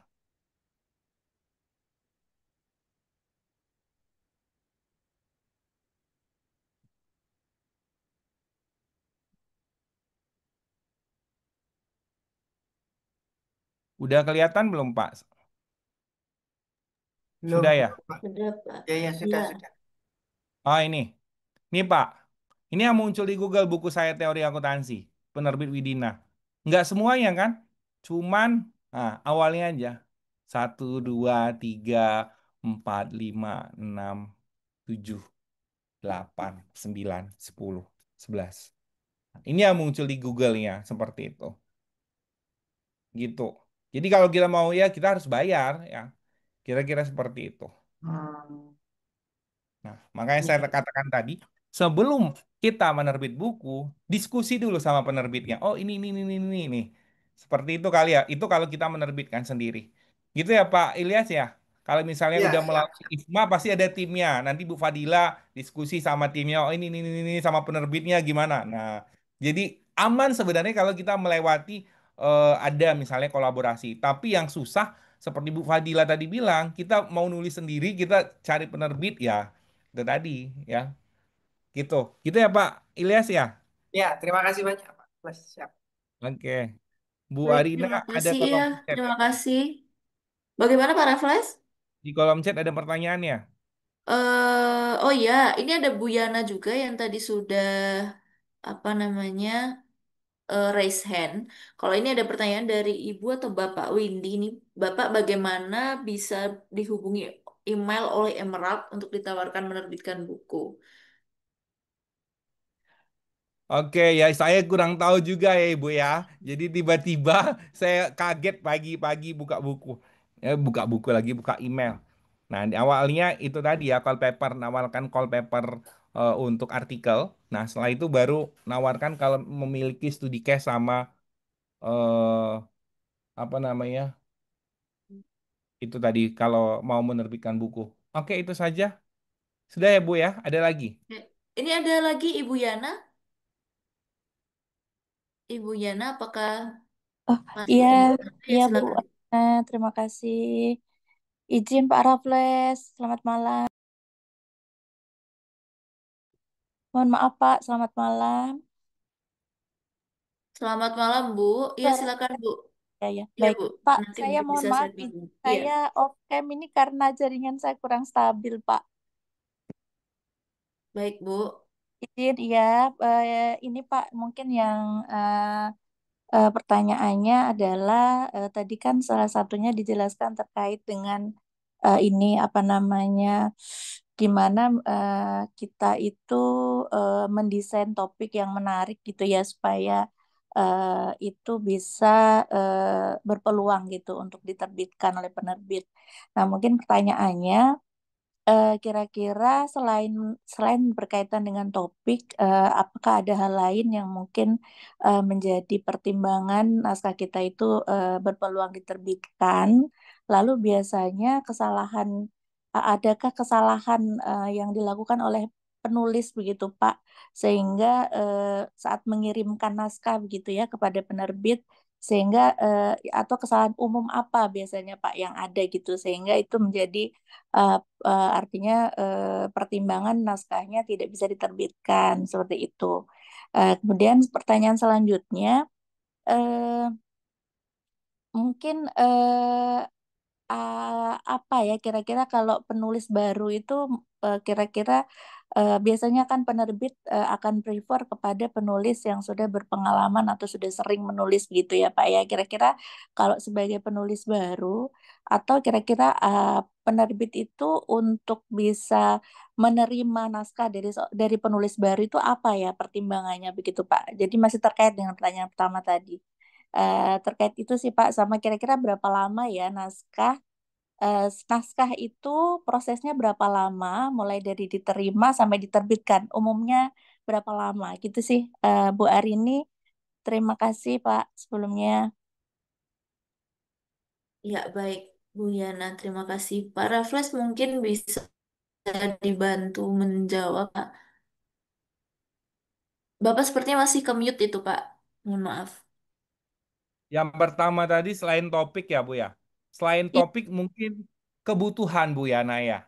Jadi Mm-mm. kebutuhan di pasar itu apa kira-kira? Misalnya kebutuhan di pasar ini berkaitan sekarang ini tentang metode riset digital ya, yang berbasiskan AI segala macam. Nah, itu bisa jadi pertimbangan Bu Yana ya.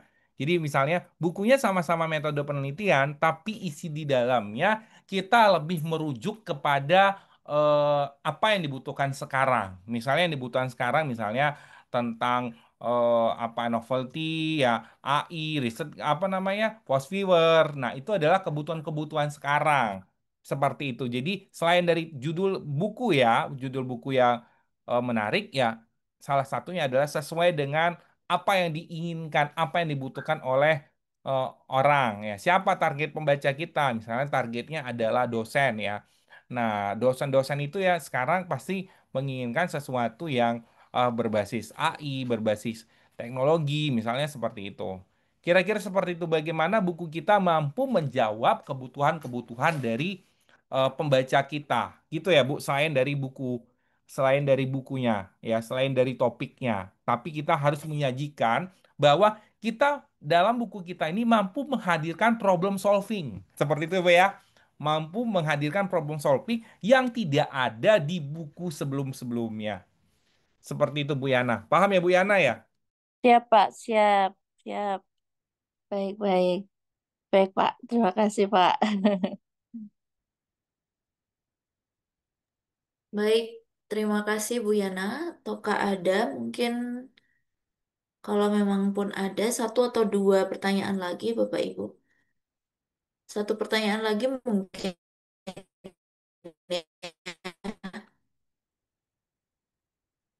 Apakah masih ada?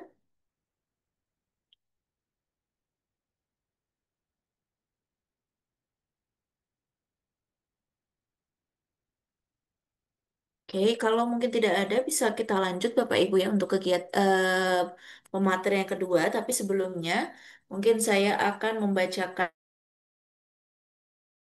tadi yang sudah disampaikan oleh para flash, kurang lebihnya beliau menyampaikan untuk titik poinnya adalah terkait dengan strategi bagaimana pemilihan penerbit. Yang saya ingat itu adalah beliau menyampaikan ada dua strategi, yaitu kita mengerti dulu bagaimana testimoni dari masing-masing penerbit itu, dilihat dulu dari bagaimana mungkin tingkat penjualannya dan lain-lain seperti itu ya. Kemudian yang kedua adalah cek reputasi. Nah, kemudian sebelum kita memasuki ke sesi berikutnya, yakni sesi strategi pemilihan, maaf, strategi pemaparan template dan desain yang akan disampaikan oleh Ibu Ika Swasti Putri. Beliau ini, Bapak Ibu, adalah memiliki beberapa apa ini namanya beberapa track record di bidang penelitian. Beliau adalah reviewer di jurnal riset akuntansi dan bisnis dari Politeknik LP 31 Bandung, termasuk Sinta 5, kemudian dari Politeknik Ganesha Medan, reviewer jurnal owner dari Sinta 3. Kemudian beliau juga menjadi reviewer di salah satu Scopus Q2, Bapak Ibu. Kemudian selanjutnya beliau juga menjadi reviewer dari Scopus Q1 dan saat ini beliau juga menjadi editor-in-chief Praxis Journal of Business Intelligence and Economic Sustainability. Baik, kemudian beliau juga memiliki beberapa riwayat buku yang sudah diterbitkan. Ada satu, dua, tiga, empat, lima, enam. Ada 6 selama dari 2021 hingga 2025. Sangat produktif sekali ya beliau Bapak Ibu. Baik, untuk mempersingkat waktu, mungkin dipersilahkan untuk Ibu Ika Swasti Putri SEMAK. Untuk materinya, apakah di-share dari Ibu Ika atau bagaimana? Ibu Ika Ya, sudah eh, hadir? se- iya, iya, iya, Baik, Ibu Rina, boleh. terima kasih waktunya. Ya, baik Baik, Ibu. saya izin share screen. Baik Ibu.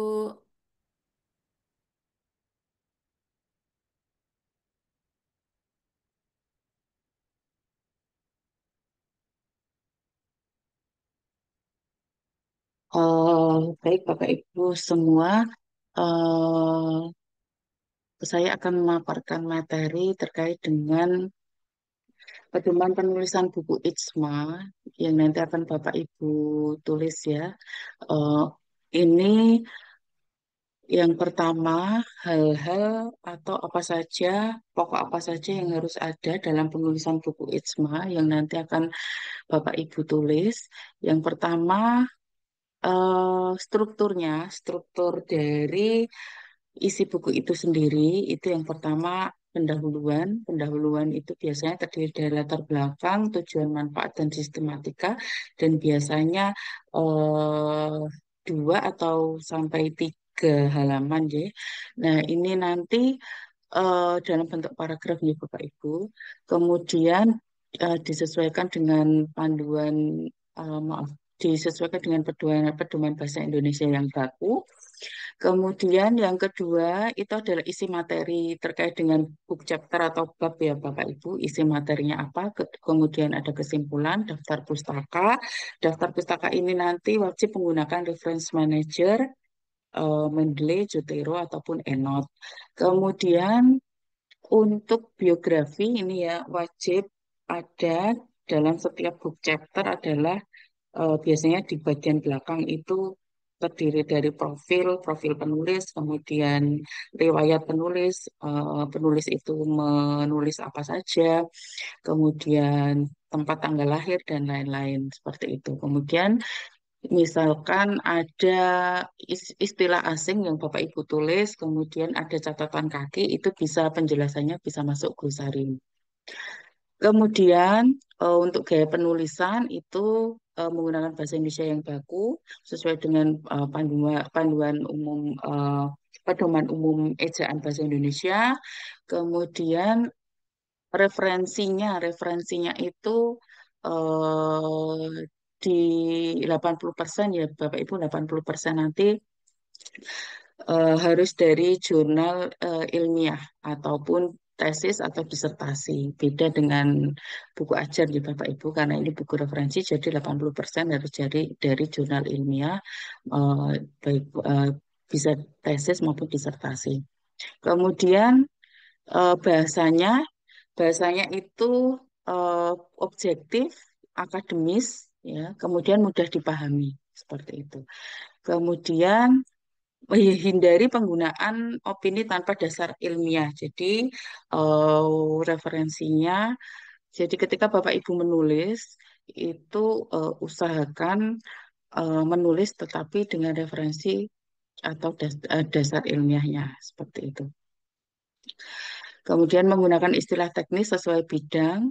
Untuk format teknik penulisan, ini yang umum ya Bapak Ibu, fontnya Times New Roman dengan ukuran 12, spasi 1,5, rata kanan rata kiri, kemudian di awal paragraf 1,25, ukuran kertas A4, marginnya 4,3,3,3,3 ya, kiri 4, kanan 3, atas 3, bawah 3. Kemudian untuk minimal minimal halaman itu adalah minimal 12 halaman dan maksimal 15 halaman. Untuk daftar pustaka dan citasi menggunakan Mendeley Zotero Enot, kemudian minimal 20 sumber ya, atau 80% dari 20 sumber itu 80% dari sumber primer ya Bapak Ibu. Bisa dari jurnal, buku ilmiah, dan disertasi, tesis, dan lain-lain. Kemudian untuk batas plagiasinya itu adalah maksimal 20%. Ya. 20%. Nah, kemudian pada saat proses penyerahan review, ini nanti naskah dikirim paling lama tanggal 31 Juli 2005. Jadi nanti akan Ketua Penulisan Bu Wadila nanti akan menge-share Google Drive ya terkait dengan apa saja yang dikumpulkan seperti itu ya. Jadi yang dikumpulkan adalah yang pertama selain dua bab itu ya, dua bab dari Bapak Ibu yang tulis, kemudian ada profil penulis, kemudian ada surat orisinalitas, ada dokumen pengajuan haki, biasanya ini data pribadi, nama, alamat domisili, alamat pengiriman buku, kemudian scan KTP. Ya, scan KTP dan foto biasanya. Ya, itu disertakan di satu lembar, satu halaman tersendiri seperti itu. Kemudian disertai juga dengan surat pernyataan belum pernah diterbitkan. Nah, kemudian pada proses penyerahan dan review ini nanti setelah Bapak Ibu mengumpulkan di Google Drive, ini ITSMA akan memproses editorial terkait dengan substansinya, kemudian review dari kontennya, kemudian layoutnya, seperti itu. Kemudian ini ya Bapak Ibu yang tadi sudah disampaikan Ibu Fadila, misalkan terjadi kasus jika naskah tidak selesai, ya tidak selesai kurang pada 31 Juli 2025, maka dana pembayaran ini tidak dapat dikembalikan. Seperti itu. Jadi mohon Bapak Ibu untuk berkomitmen untuk menyelesaikan naskahnya.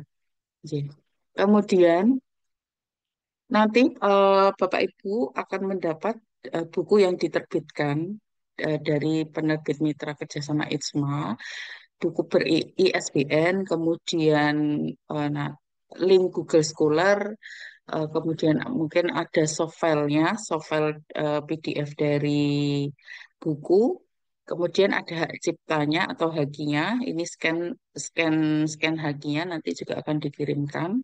Nah, untuk buku cetaknya nanti dikirimkan ke alamat masing-masing Bapak Ibu. Jadi harap Bapak Ibu mencantumkan nanti di form pengajuan haki di lembar tersendiri selain nama, alamat pengiriman, kemudian scan foto, scan KTP, itu juga eh, alamat domisili yang jelas nih Bapak Ibu. Nanti buku akan buku berupa cetakan, satu buku cetak nanti akan dikirimkan ke alamat masing-masing. Nah, kemudian penulis nanti juga akan, Bapak Ibu nanti semua juga akan mendapatkan surat tugas dan SK kolaborasi dari ITSMA ketika buku sudah selesai ya Bapak Ibu ya. Oh, seperti itu. Kemudian sebentar, saya akan screen template-nya nih Bapak Ibu.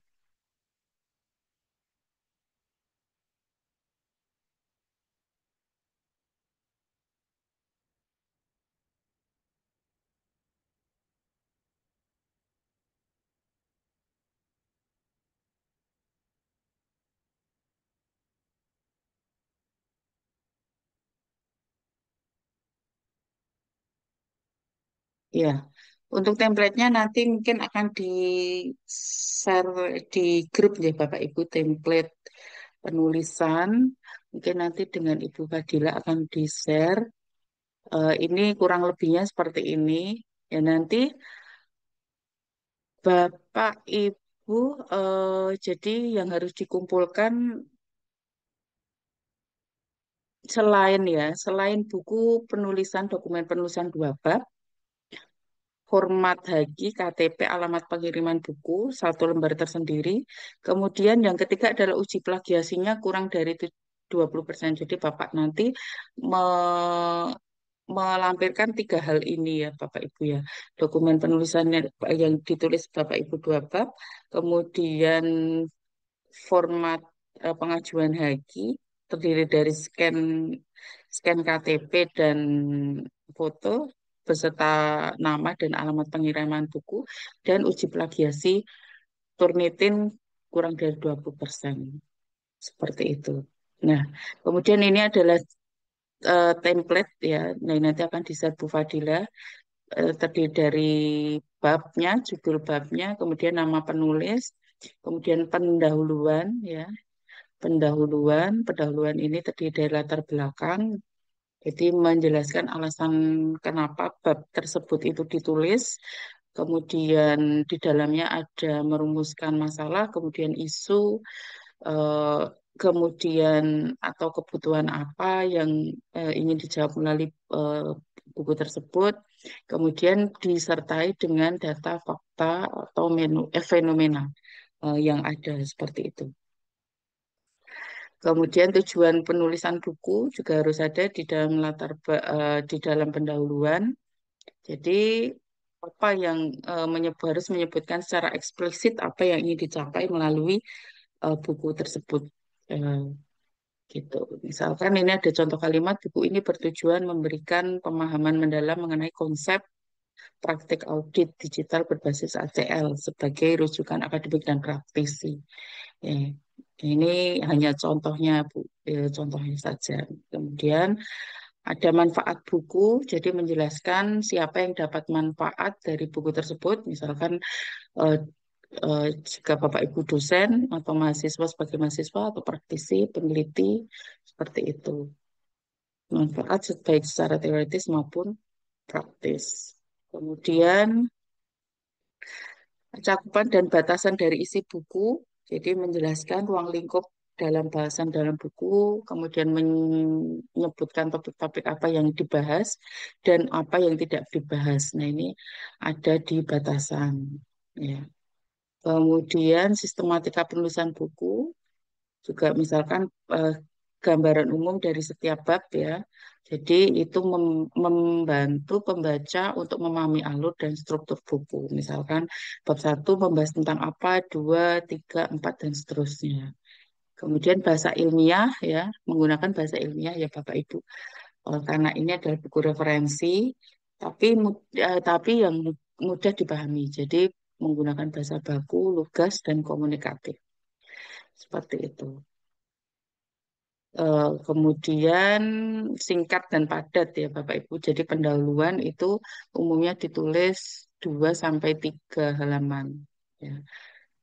Jadi tidak usah panjang-panjang atau banyak-banyak seperti itu. Kemudian untuk daftar pustaka, oh ya kesimpulan, nah ini simpulan dari setiap bab yang Bapak Ibu tulis ya Bapak Ibu, disimpulkan. Kemudian untuk daftar pustaka ya referensi harus dari jurnal ilmiah ya, baik jurnal ilmiah eh, terutama yang terakreditasi ya, terakreditasi ataupun yang bereputasi seperti itu. Bisa dari buku ilmiah, laporan penelitian, disertasi. Ya, jadi minimal 80% referensi itu berasal dari eh, sumber primer seperti itu. Kemudian dan daftar pustaka itu juga harus up to date ya.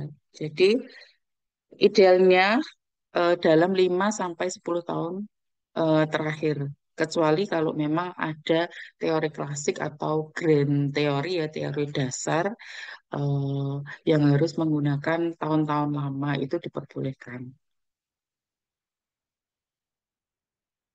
Kemudian menggunakan Mendeley Reference Manager ya Bapak Ibu ya, bisa Mendeley, bisa Zotero ataupun EndNote seperti itu. Kemudian untuk profil penulis, jangan lupa pada akhir setelah daftar pustaka, itu memuat foto penulis, kemudian dipasang di bagian kiri atas profil ya. Kemudian sebelah kanan baru penjelasan ya, penjelasan dari nama, gelar akademik, jabatan atau pekerjaan saat ini, seperti itu. Um, untuk ketentuan foto penulis, ini formatnya foto formal setengah badan, latar belakang polos, ukurannya 4x6 dengan resolusi baik ya. Kemudian nama lengkap dan gelar lahir itu nama beserta gelar dicantumkan dalam profil penulis. Jabatan atau pekerjaan saat ini, misalkan dosen tetap, ya dosen tetap program studi akuntansi, Fakultas Ekonomi dan Bisnis Universitas Negeri Makassar. Ini hanya misalkan seperti itu. Jadi eh, ada apa instansinya seperti itu. Kemudian riwayat pendidikan singkat ya, misalkan S1-nya itu di mana, S2-nya di mana, S3-nya di mana seperti itu. Kemudian ada bidang keahlian minat riset, misalnya dijelaskan bahwa Bapak Ibu itu di bidang apa keahliannya atau minat risetnya seperti itu. Apakah keuangan, sektor publik, atau sistem pengendalian internal seperti itu. Nah,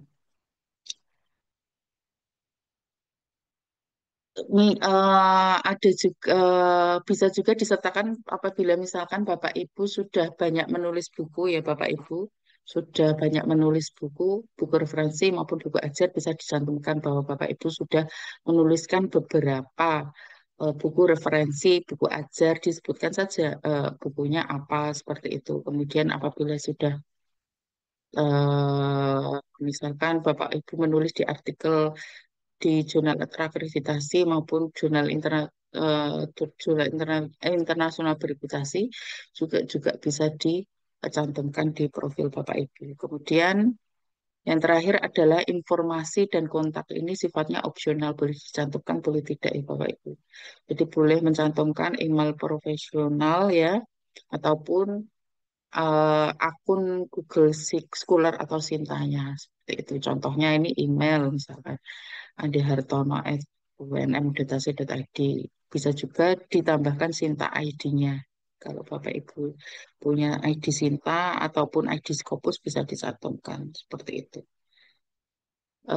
Sepertinya hanya itu, Ibu Arina. Silakan, misalkan Bapak Ibu ada yang ditanyakan terkait dengan pedoman maupun template, nanti akan mungkin nanti akan di-share di grup nih Bapak Ibu, template dan pedomannya. Baik, terima kasih Silakan. Ibu Ika. Silakan Bapak Ibu, apa kalau misalkan ada yang ingin ditanyakan atau ada yang ingin didiskusikan, disampaikan, silakan bisa raise hand ataupun boleh juga disampaikan melalui chat di kolom Zoom Bapak Ibu.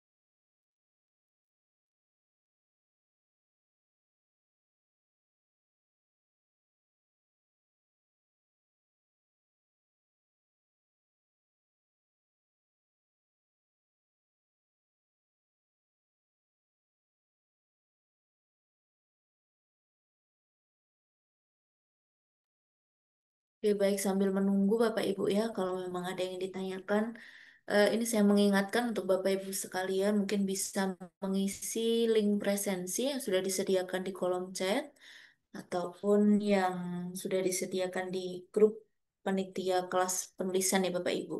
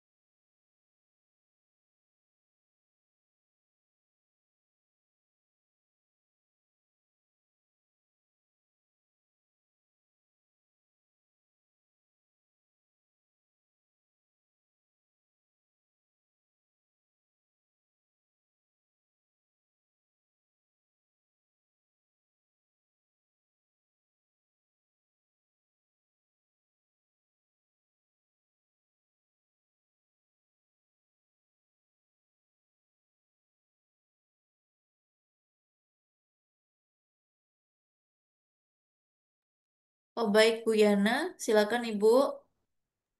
Baik, terima kasih Bu Arini. Iya, Izin bertanya, tadi saya kira template sudah jelas, cuman mungkin saya ada yang terlewat terkait standar sitasi atau referensi yang harus digunakan, Ibu. Apakah ada khusus atau bagaimana? Standar sitasi dan referensi yang digunakan. Terima kasih. oke baik Ibu Yana. Terima kasih Ibu Ika. Ya, Mungkin bisa dibantu untuk untuk ya. maksudnya itunya ya Bu ya, formatnya aja atau Eh, gimana? J, Bu, biasanya pakai Oh iya, apa? biasanya pakai J, apa Ibu? apa? Apa? Ya, Ibu, J. Baik, ini baik. pakai Berarti ini. J. Sementara itu, Ibu. Terima kasih, Ibu Ika. Iya, iya, sama-sama.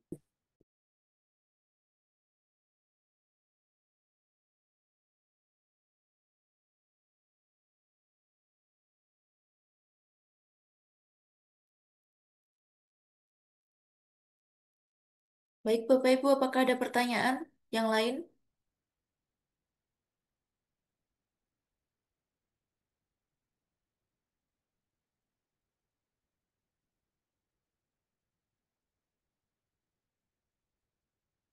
Oh baik, ini di kolom chat ada yang bertanya. Oke,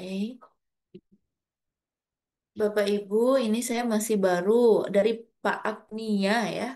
Apakah ada perbedaannya antara buku ajar dengan buku referensi?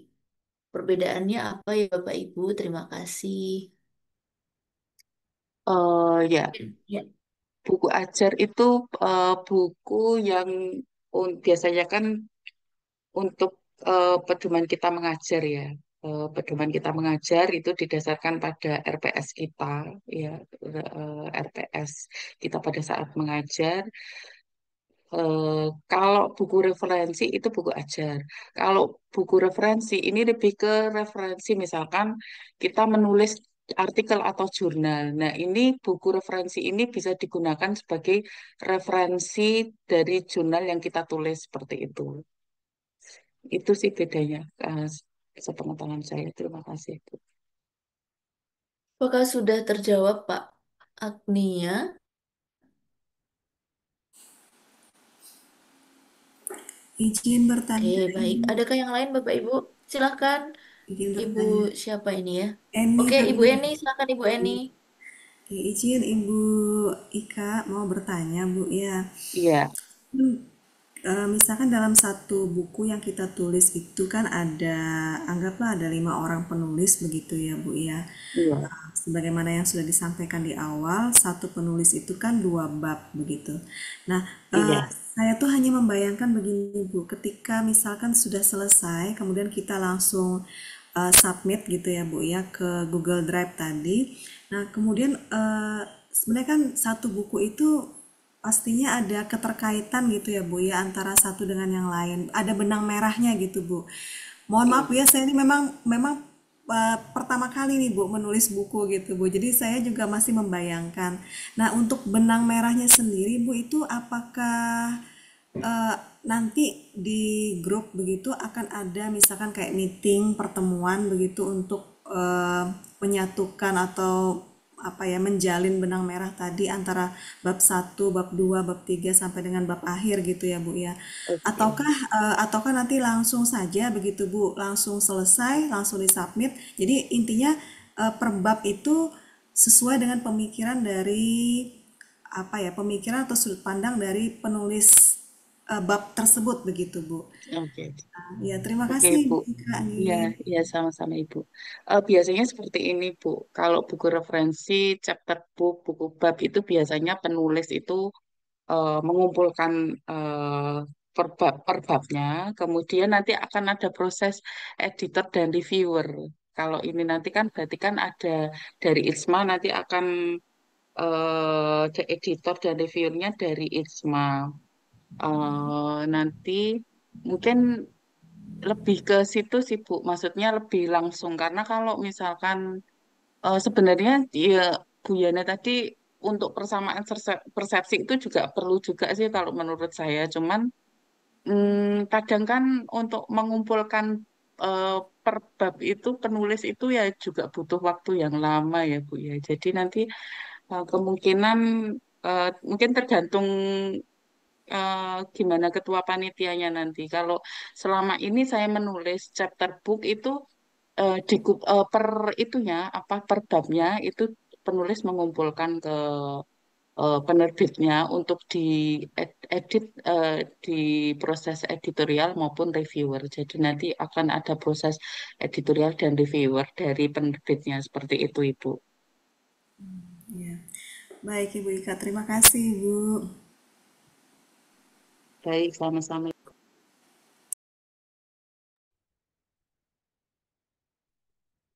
Baik, silakan Bapak Ibu, apakah ada pertanyaan yang lain mungkin?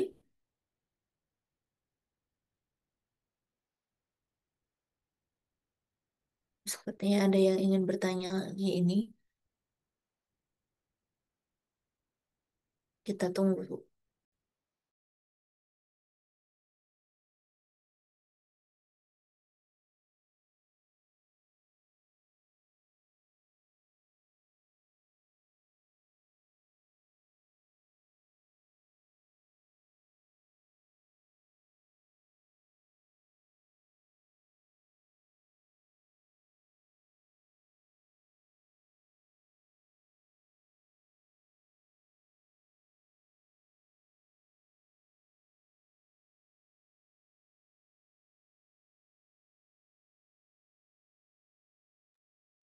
Baik, ini mungkin ada sedikit pertanyaan.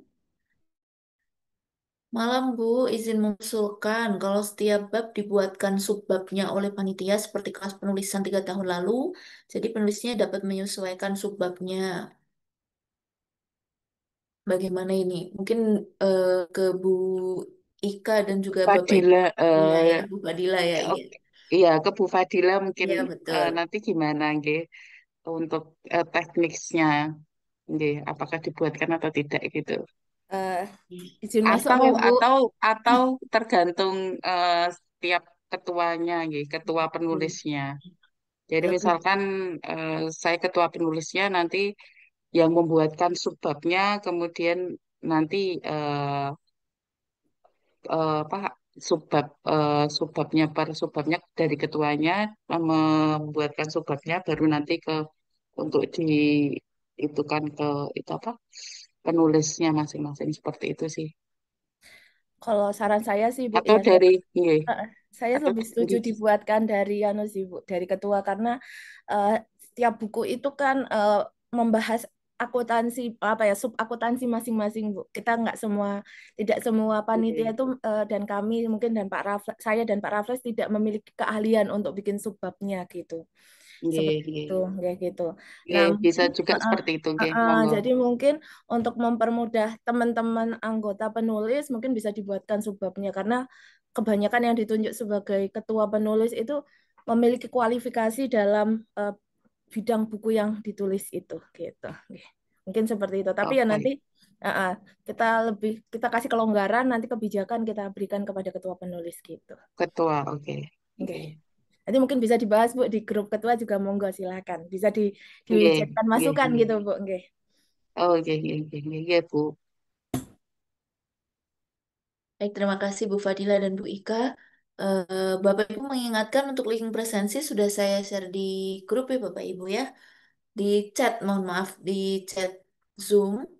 Kemudian tadi sepertinya Pak Ilyas ya Pak Muhammad Ilyas mengajukan raise hand. Silakan Pak Ilyas, apakah ada yang ingin ditanyakan? Iya, terima kasih Bu Arina. Tadi sudah terjawab sama Bu Fadilah terkait sub tema ya, subtopik dari setiap buku. Saya setuju untuk misalkan agar tidak membantu ketua juga, bagaimana jika draftnya itu disiapkan ketua, tapi kemudian nanti di pleno masing-masing tema begitu. Artinya enggak, jangan difikskan di ketua dulu, kayak barangkali gitu anggota itu juga punya pemikiran begitu. Artinya ya kembali ke kebijakan masing-masing di tema itu begitu. Ya, sudah terjawab tadi sebenarnya Bu Arina Oke, oleh Bu oke, Fadila. baik, baik, baik. Ya, terima Oke, ini kasih Pak mungkin juga Ilyas. nanti masukan buat para ketua penulis nggih, karena ini sebagian ketua penulis juga hadir seperti Bu Ika, Bu Hadijah dan Bu Yuliana, Pak Raffles juga kayak gitu itu. Nanti mungkin bisa jadi masukan buat para ketua penulis ini. Ya, terima kasih Ibu Fadila. Baik, Bapak Ibu silakan apakah ada yang ingin didiskusikan kembali atau ada yang ingin ditanyakan?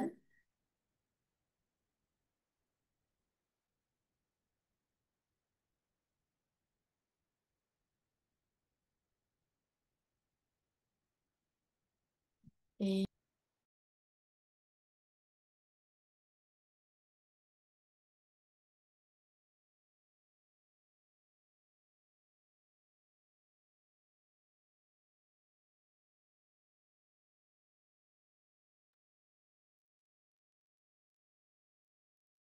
Oke, Bapak Ibu, mungkin karena sepertinya sudah tidak banyak yang ingin didiskusikan, sudah sangat jelas materi yang sudah disampaikan oleh para Flash maupun Ibu Ika.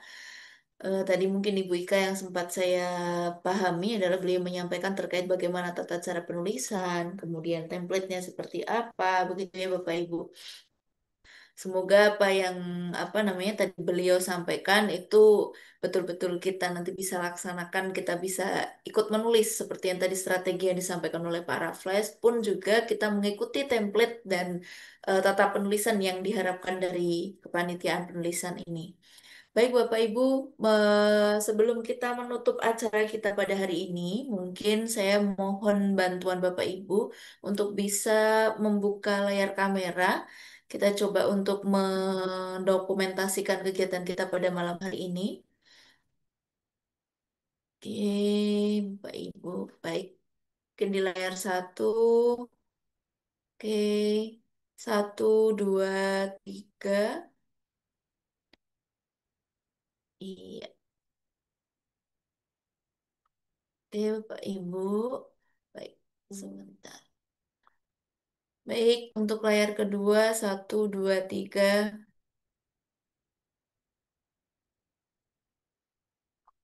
Oke. Baik, Bapak Ibu, terima kasih atas kehadiran Bapak Ibu semua. Semoga kita dapat melaksanakan apa yang sudah menjadi kewajiban kita, ya, Bapak Ibu, untuk menulis buku, ya, Bapak Ibu. Oke, baik. Mungkin dari kami cukup sekian yang dapat kami sampaikan.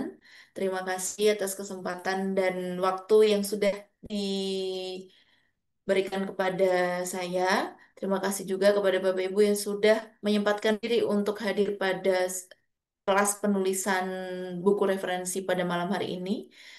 Mungkin saya cukupkan. Terima kasih.